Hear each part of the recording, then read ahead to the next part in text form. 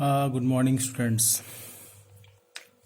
अब जो last topic जो मैंने कवर किया है आपका, that is the concept of conductivity, the concept of equivalent conductivity and molar conductivity. अब मैं जिस टॉपिक पे फोकस करूँगा that is the one of the most important topic of your syllabus, that is the concept of Nernst equation. Before starting the concept of Nast equation, you all must be aware about one more important topic, one more important term, that is the concept of electrode potential. And this concept of electrode potential is denoted by E naught. अब क्या मतलब है electrode potential का, इसको समझने के लिए आपको थोड़ा सा क्लास 11 का कॉन्सेप्ट रेडॉक्स रिएक्शन रिकॉल करना पड़ेगा। उस रेडॉक्स रिएक्शन के अंदर आपने इलेक्ट्रोकेमिकल सेल के बारे में पढ़ा था। एंड इन इलेक्ट्रोकेमिकल सेल में अगर आप एक सिंपल सी वेसल को ले रहे हैं और इस वेसल के अंदर किसी भी इलेक्ट्रोड को आप प्लेस करते हो, जैसे कि zinc electrode is placing in this vessel, और इसी के अंदर आपने जिंक सल्फेट ले लिया, मतलब कंडीशन हमारी क्या है, जिंक का ही इलेक्ट्रोड है और जिंक सल्फेट यहाँ पर इलेक्ट्रोलाइट है। तो what are the possibilities in this beaker, क्या क्या पॉसिबिलिटीज इस सेल के अंदर होंगी। जिंक सल्फेट अपने कॉरेस्पॉन्डिंग कैटायंस एनायंस में टूट जाएगा, या एक पॉसिबिलिटी और ये भी है कि जो जिंक इलेक्ट्रोड है वो अपने में से जिंक इलेक्ट्रॉन्स को लूज करे और जिंक आयन बनाए। तो पॉसिबिलिटी नंबर 1, जो यहाँ पर इलेक्ट्रोड्स के अंदर जिंक एटम प्रेजेंट है, आफ्टर डिसोसिएशन, आफ्टर आयोनाइजेशन यहाँ से यहाँ आएंगे, इस सॉल्यूशंस के अंदर आएंगे। दूसरी पॉसिबिलिटी क्या है, जो इलेक्ट्रोलाइट्स के थ्रू जिंक आयन बनते हैं वो यहाँ से आने वाले इलेक्ट्रॉन्स को गेन करेंगे और फिर से जिंक बनाएंगे। तो इसका मतलब यहाँ से जिंक आयन इस इलेक्ट्रोड्स के ऊपर डिपॉजिट होने शुरू हो जाएंगे। तो one possibility, electrons are coming fair from electrode to this electrolyte solution. Second possibility is this कि यहाँ इस सॉल्यूशन से इस इलेक्ट्रोड्स के ऊपर आपके इन इलेक्ट्रॉन्स का माइग्रेशन होगा। तो दोनों पॉसिबिलिटी को अगर मैं समराइज करता हूं तो किसी भी इलेक्ट्रोड की वो टेंडेंसी जो इलेक्ट्रॉन लूज करे या गेन करे when it is placed in their own electrolyte solution known as electrode potential. मैं रिपीट कर देता हूं, the tendency of electrode to lose or gain electron when it is placed in their own electrolyte solution known as electrode potential। Sentence मैंने no doubt incomplete लिखा है but आपको समझ लेना है इस बात को। तो ये क्लास 11th में आपने स्टडी किया था।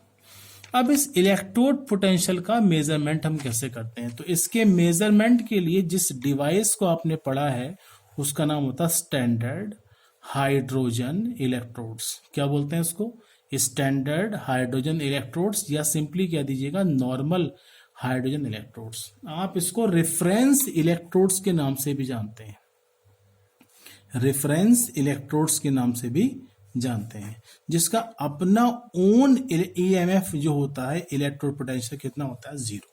क्लियर। अब इस चीज को मैं अगर थोड़ा सा रिकॉल कराऊं आपको कि जो मेजरमेंट का पार्ट क्या है, तो आपने पढ़ा है क्लास 11th के अंदर। मैं यहाँ पर जो एग्जाम्पल लेके बता रहा हूँ, एक मैंने हाफ सेल ले लिया, इस हाफ सेल के अंदर मैंने एक इलेक्ट्रोड्स को प्लेस कर दिया, this is the zinc electrodes. यहाँ मैंने स्टैंडर्ड हाइड्रोजन इलेक्ट्रोड्स ले लिया जिसके अंदर एक सिंपल सा वायर है, यहाँ पर प्लेटिनम की प्लेट है, यहाँ पर मैंने एक वेसल को प्लेस कर दिया, ठीक है, यहाँ पर एक इनलेट लगा दिया, यहाँ पर 1 मोलर कंसंट्रेशन का मैंने HCl सॉल्यूशन ले लिया और मैंने इसको कनेक्ट कर दिया गैल्वेनोमीटर के थ्रू इस हाफ सेल से। इसको क्या बोलेंगे, स्टैंडर्ड हाइड्रोजन इलेक्ट्रोड्स, जो आपने क्लास 11th में स्टडी किया है। इसका अपना ईएमएफ कितना आ जाएगा, 0 हो जाएगा। इसका अपना इलेक्ट्रोड पोटेंशियल कितना होगा, 0 होगा। अब जो भी गैल्वेनोमीटर की रीडिंग होगी वो किसका पोटेंशियल बताएगी, इस वाले कंटेनर का, इस वाले वेसल का। तो इस वेसल का इलेक्ट्रोड पोटेंशियल आपने इसके थ्रू मेजर कर लिया और ये आपको याद होगा यहाँ पर हम सॉल्ट ब्रिज लगाते थे इस तरीके से, और इस सॉल्ट ब्रिज का मेन पर्पस क्या है, just to complete the external circuit. Clear. तो this is the one part जो मैंने यहाँ बता दिया। सिमिलरली अगर मैं दूसरे पार्ट को यहाँ बता रहा हूँ तो यहाँ पर मैंने एक वेसल को और लिया हुआ है, यहाँ पर जो इलेक्ट्रोड्स प्लेस कर दिया, ये कॉपर का इलेक्ट्रोड है, this is the electrode of copper, और यहाँ पर मैंने कॉपर सल्फेट का सोल्यूशन लिया है और ये मैंने लगा दिया एक, that is this is the standard hydrogen electrode, यहाँ पर गैल्वेनोमीटर। अब उल्टा काम होगा। In the first diagram what you was noticing, electron zinc से यहां माइग्रेट होके यहां आ रहे थे। यहां पर उल्टा काम होगा, इलेक्ट्रॉन्स का माइग्रेशन यहां से यहां होगा, क्योंकि रिएक्टिविटी सीरीज में कॉपर की पोजीशन हाइड्रोजन से बहुत नीचे होती है। तो in this way, in the second diagram, आपने 11th में किया है चैप्टर रिडॉक्स के अंदर, फिर भी मैं बता रहा हूं यहां पर, लेकिन इस डायग्राम के अंदर जो इलेक्ट्रॉन्स का माइग्रेशन होगा वो यहां से यहां होगा। तो जो नेट ईएमएफ इसकी जो रीडिंग आएगी गैल्वेनोमीटर की, वो इसके ईएमएफ को बताएगी। और आपको मालूम है इन दोनों को मिला के हम एक इनडायरेक्ट रिडॉक्स रिएक्शंस को स्टडी करते थे। मैं फिर भी डायग्राम के थ्रू बता रहा हूं। यहाँ पर एक ये, तो ये वाला बीकर ये लिया है मैंने, यहाँ पर ये जिंक है और this is the zinc sulphate. इस वाले बीकर को मैंने यहाँ पर ले लिया, दिस इज द कॉपर, और यहाँ मैंने लिया कॉपर सल्फेट। यहाँ मैंने एक प्लेस कर दिया, ये सॉल्ट ब्रिज है, और ये कनेक्ट कर दिया मैंने गैल्वेनोमीटर के थ्रू यहाँ से यहाँ पर। तो ये एनोड है और this is known as cathode. इस वाले बीकर को आप ऑक्सीडेशन हाफ सेल के नाम से जानते हो, इस वाले बीकर को आप रिडक्शन हाफ सेल के नाम से जानते हो। तो इन दो डायग्राम को ड्रॉ करने का पर्पस क्या था, मुझे इस वाले वेसल का इलेक्ट्रोड पोटेंशियल मेजर करना था।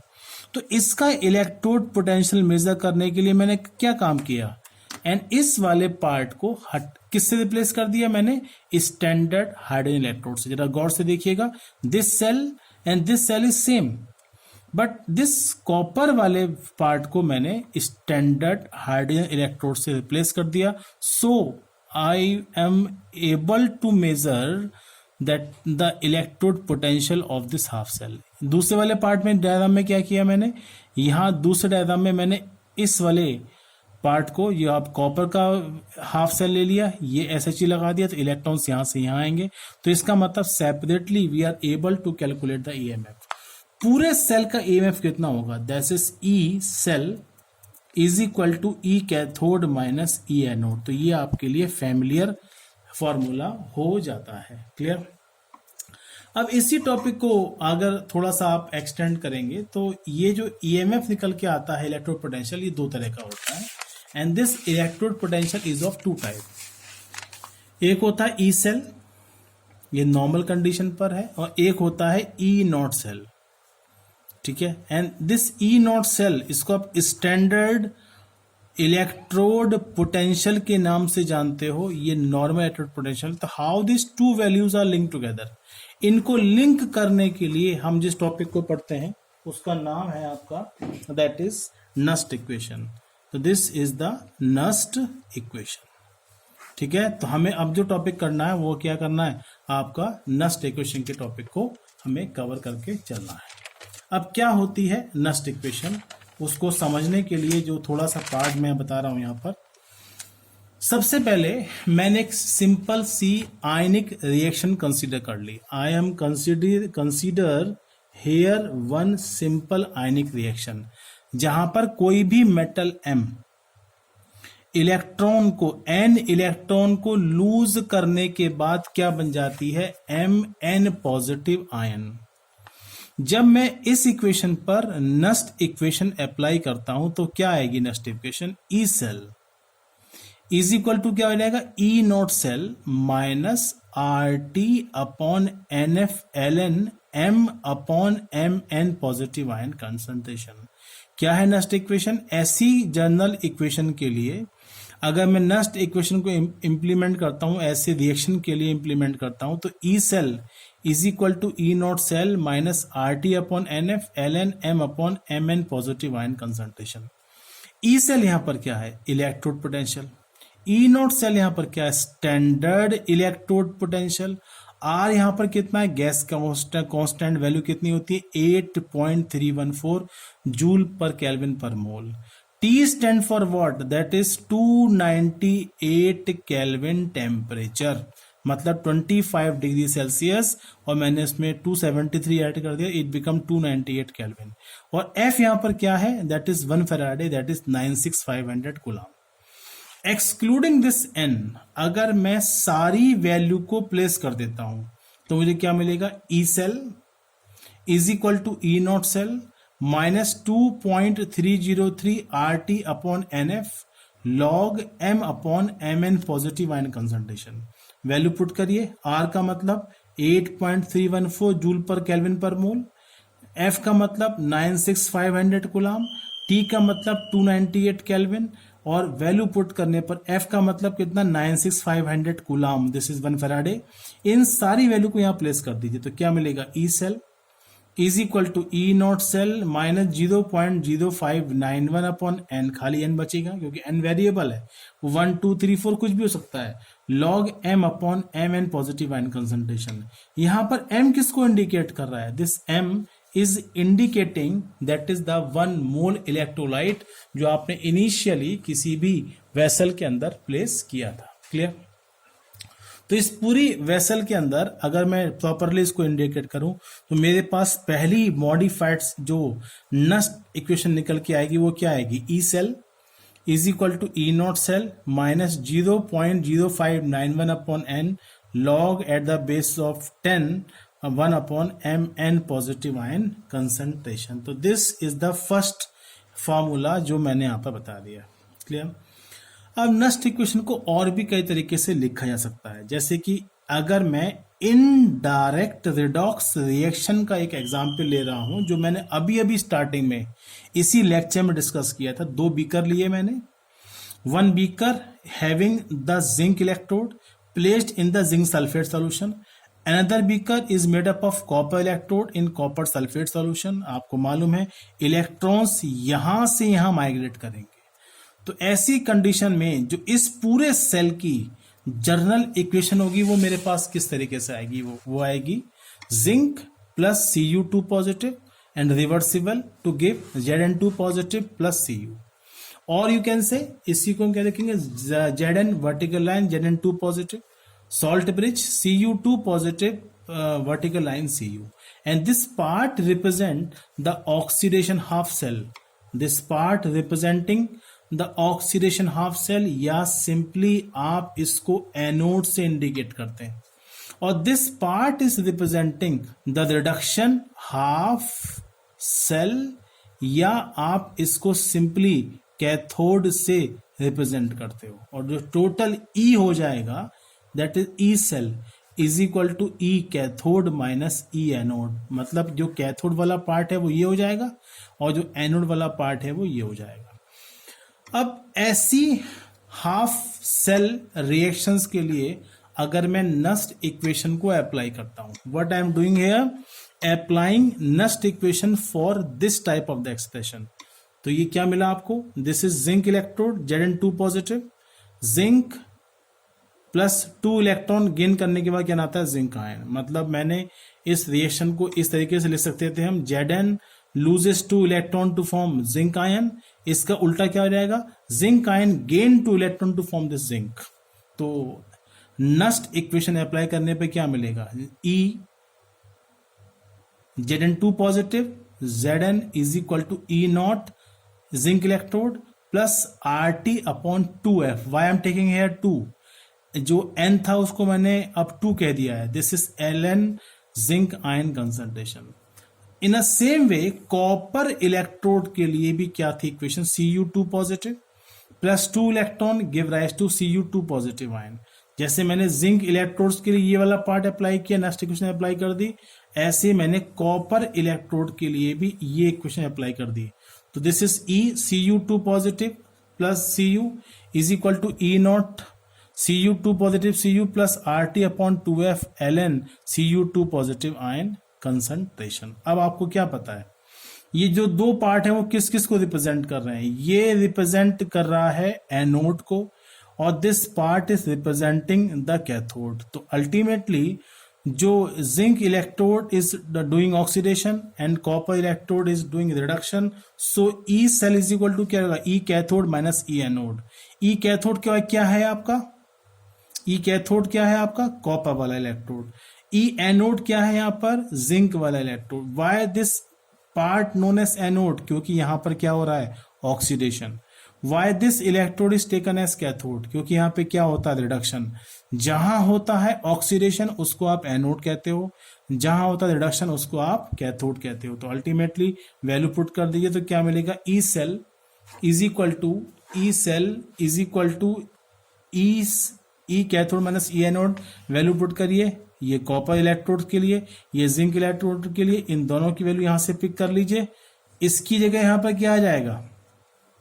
ये वाला पार्ट। एंड इसकी जगह यहां पर क्या आएगा? ये वाला पार्ट आएगा। तो वैल्यू पुट करने पे क्या मिलेगा? That is E Cu2 positive slash Cu plus RT upon 2F ln Cu2 positive minus E naught zinc electrode plus RT upon 2F log zinc ion concentration. इसको प्रॉपरली रीअरेंज करने पे क्या मिलेगा? That is E Cu2 positive E copper electrode minus E zinc electrode plus RT upon 2F ln Cu2 positive ion concentration upon zinc ion concentration.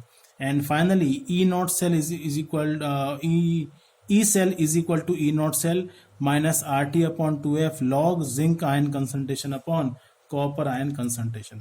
Zinc क्या कर रहा है? Oxidation, is said to be oxidized। Copper यहां पर क्या है? it is said to be reduced। तो final इस एक्सप्रेशन को हम एक तरीके से और भी लिख सकते हैं, कन्वर्टिंग नेचुरल लॉग। तो जो ln था उसको log at the base of 10 में कन्वर्ट करने के लिए मैंने सादी वैल्यू पुट कर दी। तो जहां पर 2.303 से प्रीवियस एक्सप्रेशन को मल्टीप्लाई कर देंगे। तो फाइनल क्या, मैं एक स्टेप बैक लौट जाता हूं मैं। तो this is E not cell minus 2.303 into R into T upon 2F, ये log at the base of 10 zinc ion concentration upon copper ion concentration. एक स्टेप बढ़ा दिया मैंने। इस पूरे पार्ट को सॉल्व करने पर आर की वैल्यू पुट करिए, टी की वैल्यू पुट करिए, सारी वैल्यू पुट करने पर क्या मिलेगा? ये आपका फाइनल आएगा E cell is equal to E not cell minus 0.0591 upon 2 log zinc ion concentration upon copper ion concentration. In general E cell is equal to E not cell minus 0.0591 upon N log oxidised upon reduced ion concentration. Another formula of the log, ठीक है, another formula of the next equation. अगर मैं एक reversible system को लेता हूं जहां पर A B reversible to give C and D, तो आपको मालूम है लॉ ऑफ मास एक्शन के अकॉर्डिंग ये हम इतने पार्ट को सॉल्व करने पर क्या निकालते हैं ये? तो E cell is equal to E not cell minus RT upon NF ln C positive concentration D की पावर डी, ए की पावर ए, बी की पावर बी, ठीक है। तो ये पार्ट सॉल्व करने पे क्या मिलेगा? Log at the base of 10 में कन्वर्ट कर लीजिए तो ये मिलेगा E cell is equal to E not cell minus 0.0591 upon N log, and this is C molar concentration into D molar concentration upon A molar concentration into B molar concentration. Another formula of the next equation. अब जब आपको मालूम है equilibrium setup होता है, तो at equilibrium there is no net migration of electrons take place. क्या होता है इक्विलिब्रियम? जहां पर कोई भी मेजरेबल फिजिकल क्वांटिटी चेंज ना हो, ऐसी कंडीशन में इलेक्ट्रॉन्स का माइग्रेशन भी नहीं होगा। और जब इलेक्ट्रॉन्स का माइग्रेशन वहां पर नहीं होगा तो व्हाट यू विल नोटिस, तो ई सेल जीरो हो जाएगा, क्योंकि ई सेल डिपेंड करता है इलेक्ट्रॉन के एक्सचेंज के ऊपर। और जब इलेक्ट्रॉन्स का कोई मूवमेंट ही नहीं हो रहा है तो ई सेल क्या हो जाएगा? जीरो हो जाएगा। तो ये part, this part become zero, ठीक है। तो क्या मिलेगा? इसको इधर ले आएंगे और ये सॉल्व होके क्या आएगा, E not cell is equal to 0.0591 upon N log K. के यहाँ पे कैसे आ गया, क्योंकि आपको मालूम है लॉ ऑफ मास एक्शन के अकॉर्डिंग के किसके इक्वल होता है, सी की पावर सी, डी की पावर डी, ए की पावर ए, बी की पावर ए, मतलब C molar concentration, D molar concentration upon A molar concentration and B molar concentration, ये पार्ट के इक्वल होता है। तो this is the another form of the Nernst equation. Thank you.